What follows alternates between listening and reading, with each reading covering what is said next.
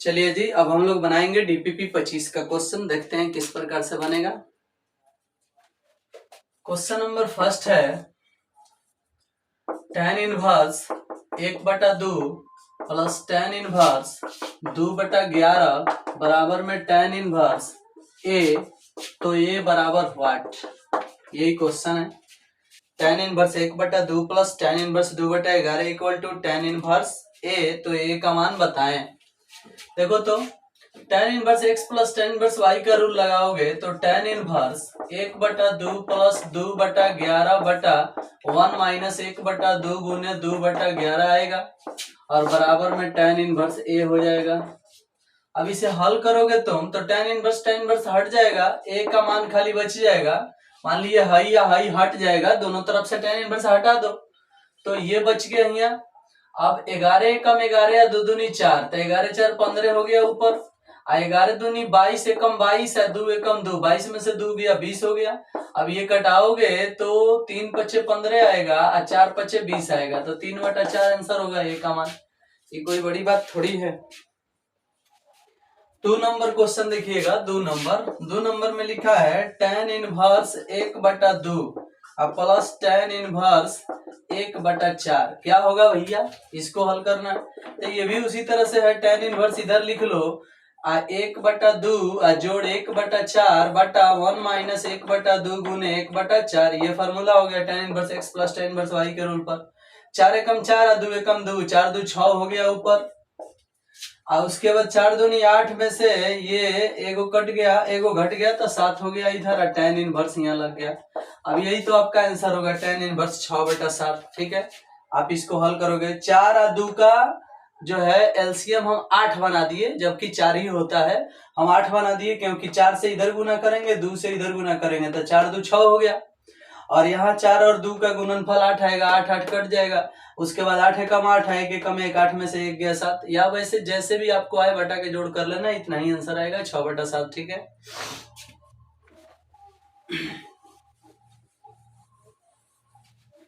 चलिए तो हम बना लिए क्वेश्चन नंबर 1 और 2। क्वेश्चन नंबर 3 देखिएगा। 3 में लिखा है a equal to AIJ M/N एक वर्ग अभिहु है, तो निम्न में कौन सत्य है। देखो हाई एक वर्ग अभिहु तभी हो सकता है जब यहाँ m और n बराबर होगा, क्योंकि तुम जानते हो कि वर्ग अभिहु में रो और कॉलम की संख्या बराबर होती है, तो m बराबर n करना पड़ेगा तब जाके ये वर्ग अभिहु होगा। इसलिए m बराबर n जिस ऑप्शन में होगा वही सही आंसर होगा। ठीक है, चलिए नेक्स्ट क्वेश्चन देखते हैं।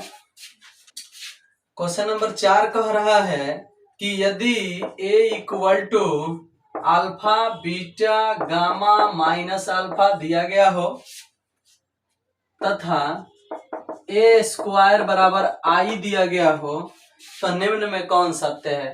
देखो ये भी क्वेश्चन हम लोग पहले ही पढ़ चुके हैं, एनसीईआरटी का क्वेश्चन है। a स्क्वायर इसका निकालोगे ना, a स्क्वायर, तो alpha square plus alpha beta आएगा, alpha square plus gamma beta. इसका स्क्वायर करोगे तो वही आएगा alpha square plus beta gamma. इससे इसमें गुना होगा अल्फा बीटा, इससे इसमें गुना 0 आएगा, इससे इसमें गुना, इससे इसमें गुना 0 आएगा। मतलब आप a को 2 बार लिख के स्क्वायर करोगे तो ये आएगा। हम अपने ट्रिक से स्क्वायर कर लिए हैं, आप 2 बार लिख के स्क्वायर कर सकते हो। ट्रिक भी हम तुमको सिखाए थे कि इसका स्क्वायर करते हैं, हाई दोनों गुना करके जोड़ देते हैं, इसका स्क्वायर करते हैं, हाई दोनों गुना करके जोड़ देते हैं, इससे इसमें गुना, इससे इसमें गुना कर देते हैं, जोड़ देते हैं, तो माइनस है जिसके कारण 0 हो गया। इससे इसमें गुना और इससे इसमें गुना करके जोड़ देते हैं, माइनस है जिसके कारण 0 हो गया। तो ये ट्रिक से हम निकाल लिए ए स्क्वायर, और ये किसके बराबर है, आई के, तो आई 1 0 0 1 होता है इस तरह से। अब इसके बराबर है, तुलना कर लो, alpha square plus gamma beta बराबर में 1। अब इसमें है दोनों को बराबर के उधर भेज दोगे तो 1 minus alpha square minus beta gamma हो जाएगा बराबर में 0। ये ऑप्शन जिसमें होगा वही सही है। भाई दोनों को बराबर के उधर भेज देंगे तो दोनों में माइनस लग जाएगा, इधर 0 बच जाएगा, तो ये वाला ऑप्शन जिसमें होगा वही सही है आपका। ऑप्शन नंबर सी में दिया है, सी सही है। एनसीईआरटी का क्वेश्चन है, आपके एग्जाम में ये क्वेश्चन पूछ चुका है।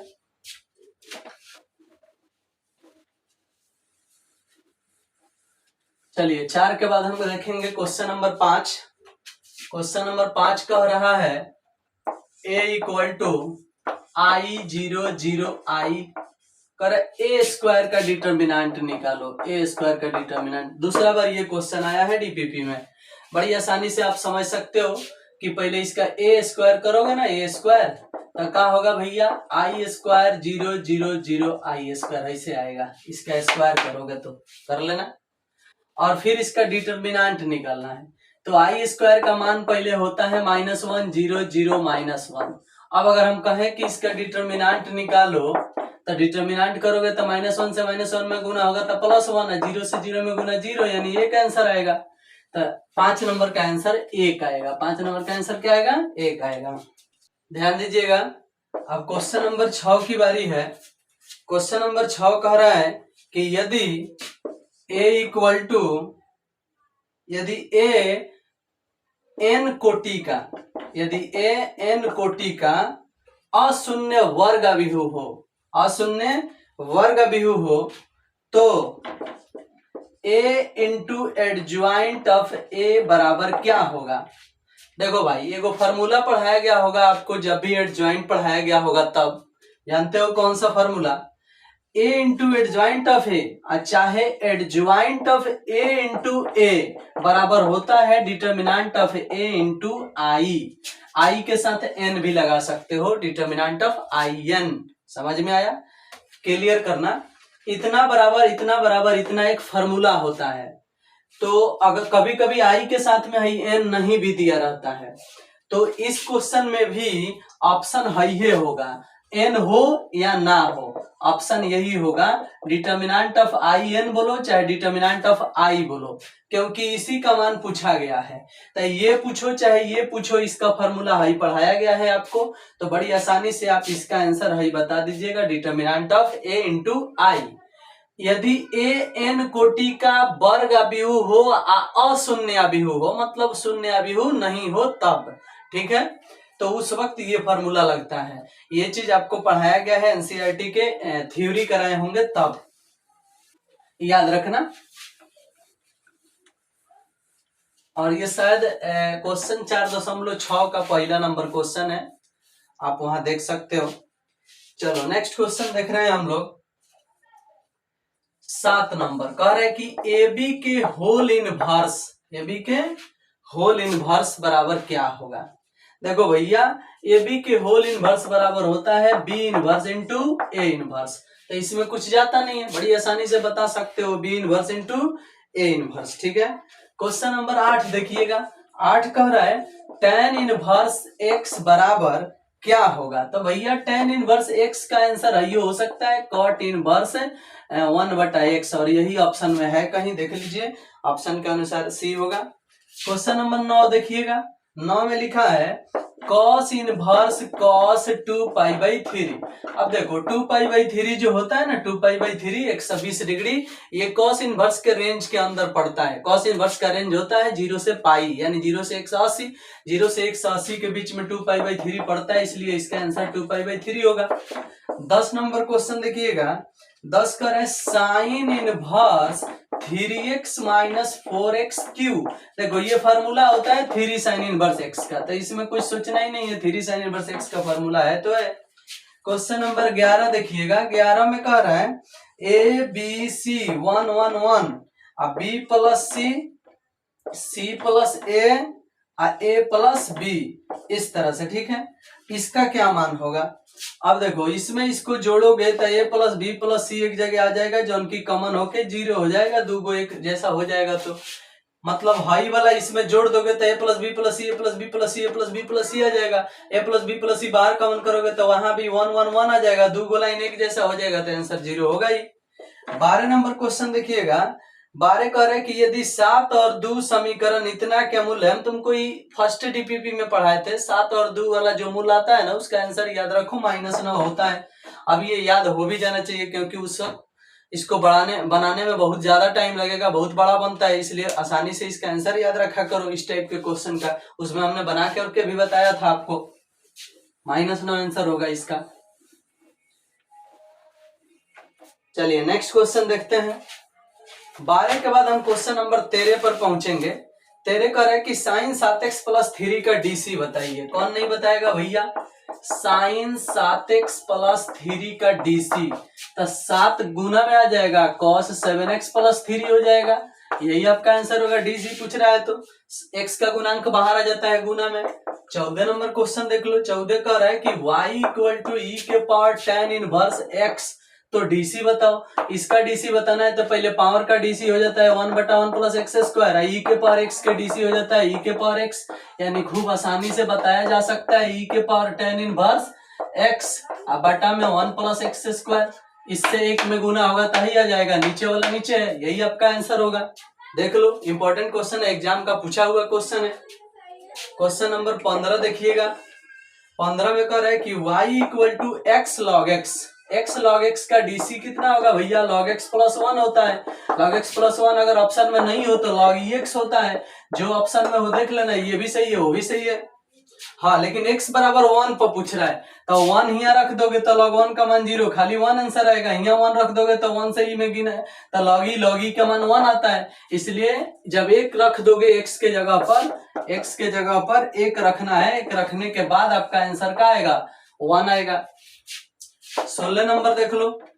16 करे कि y इक्वल टू 2 के पावर x, तो इसका डीसी करो। कौन नहीं जानता है 2 के पावर x log 2 आंसर होगा इसका डीसी करने पर। 17 नंबर देख लीजिएगा।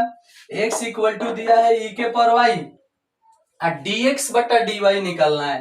क्या निकलना है भैया? dx बटा dy, y के सापेक्ष था, e के पावर y होगा। e के पावर y अगर ऑप्शन में होगा तो ठीक है ना, तो x आंसर होगा।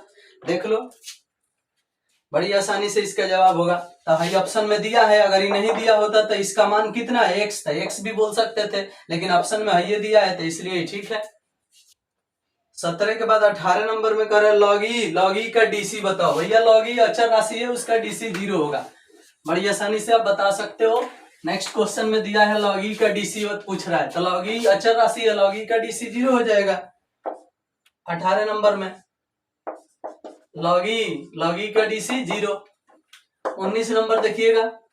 19 नंबर में कह रहा है कि y equal to log 2x, तो इसका डीसी बताओ। भैया log 2x हो के चाहे log 5x, log 10x, log 3x कुछ भी हो, डीसी तो इसका 1/x से आता है हमेशा। 20 नंबर क्वेश्चन देखिएगा। 20 नंबर कह रहा है कि y इक्वल टू e के पावर साइन x है, तो e के पावर साइन x का डीसी पूछा जा रहा है, तो साइन x का मान पूछा जा रहा है। देखो y इक्वल टू ई के पावर साइन एक्स है, तो अगर कोई साइन एक्स का मान पूछ रहा है, इसका मतलब है साइन एक्स अकेला कर रहा है तो ई इधर भेज रहा है, तो जब ई इधर आता है तो इसमें लॉग लग जाता है, लॉग y इसका आंसर होगा। ठीक है, जब ई को इधर भेजोगे y के साथ में तो इधर लॉग हो जाएगा, तो लॉग y हो गया, साइन एक्स अकेला बच जाएगा, तो साइन एक्स बराबर लॉग y आंसर होगा। ठीक है, तो इस प्रकार से क्वेश्चन नंबर 20 भी पूरा हुआ और ये डीपीपी खत्म हुआ। नेक्स्ट डीपीपी का इंतजार करें।